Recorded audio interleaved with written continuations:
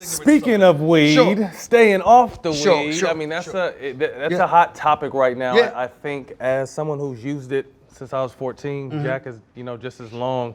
It's something that we really feel navigated us through our career and really helped us on and off the court, knowing what the consequences were at times if we got caught. But to me, it didn't. They still weren't enough for me to not continue to use it. You've taken a very strong stance, and I understand what your stance is. I'll let you explain it, but from my understanding, is don't do it if it's gonna fuck your money up. Yeah. So go in on what you.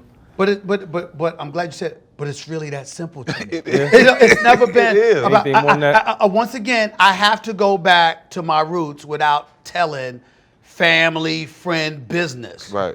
I'm from Hollis, Queens. Yeah. You really think that I have an issue with people smoking weed? I mean, I've known it and been surrounded by it all my life. It's not an issue.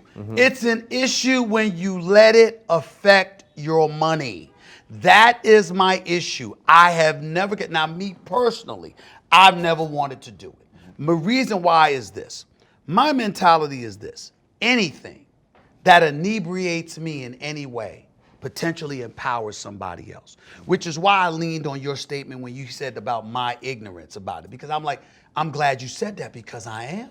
I don't pretend to know. I never pretended to. How the hell do I know? What I'm saying to you is this. I have covered an NBA game in the past where a dude was wobbling back and forth and literally couldn't take instructions from Larry Brown because he was high. And that was not Allen Iverson. Okay, let me be very, very clear. That happened right in front of my face. But I also saw cats that, you could smell it, you could see it, the whole bit, and it didn't affect them. Hell, some of them played better with it. Yeah. So I got it. Facts. My flip side to it is that there's a reason I had to bring Snoop Dogg on my show.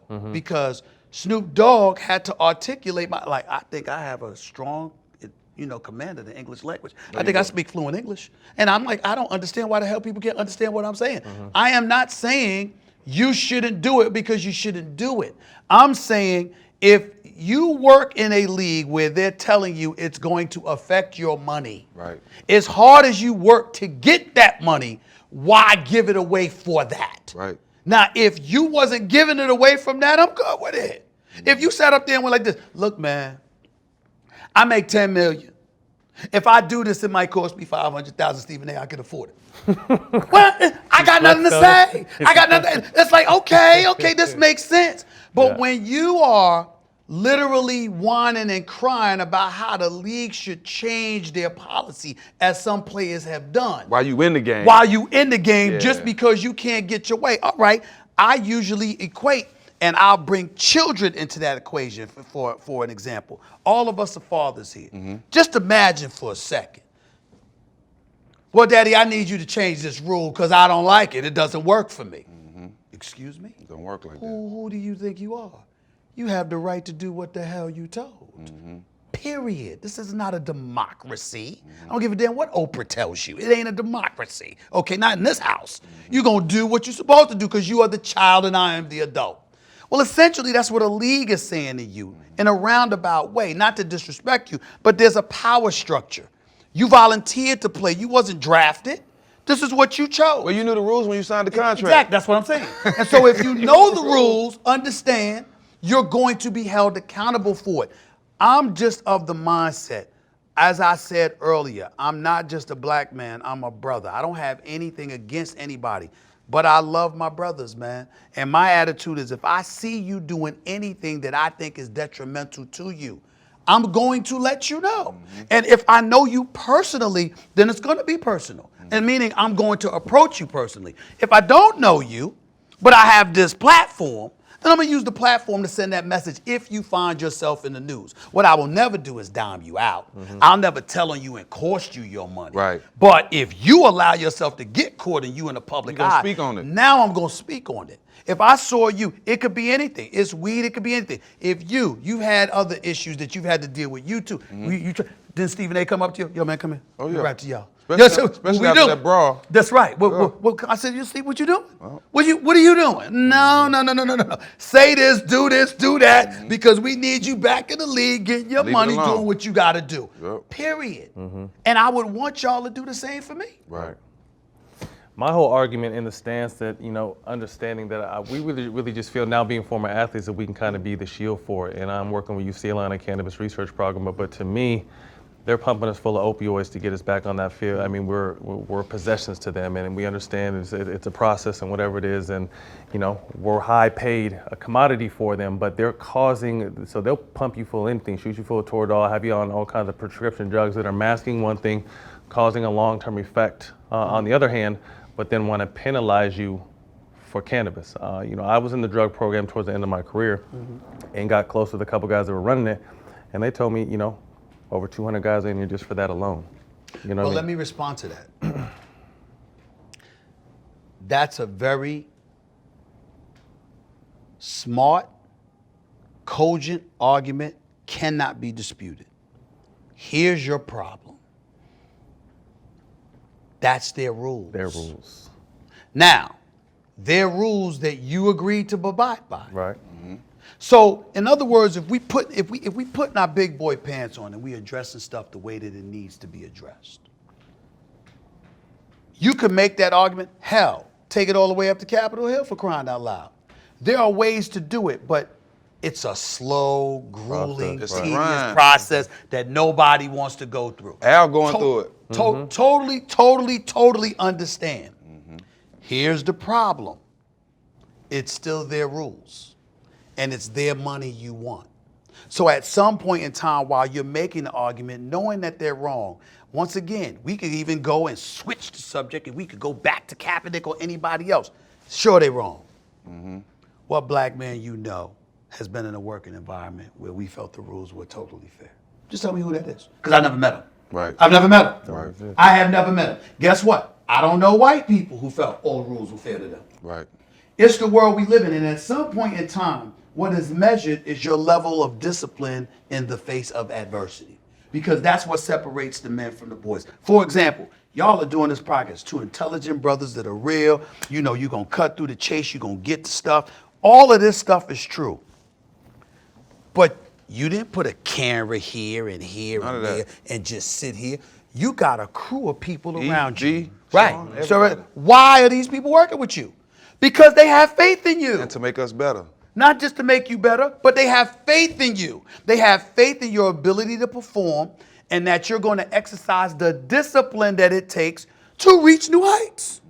Look, we can sit up there and talk about First Take #1, man. They did some rating. They said to me, Stephen A. is the #1 talent in sports media. All right, fine. Here's why I'm really getting paid. I'm trustworthy. I'm going to show up to work. And I'm not going to try to let them down. Professional. I'm not going to be somebody that says, bump y'all, I got my money, I do what I want, when I want, how I want. Because remember, my dollars are guaranteed too. Ain't no wiggle room out of my stuff other than the morals clause like anybody else has. Oh, my numbers are guaranteed, dog. Say it if it's true. You understand? My numbers are guaranteed.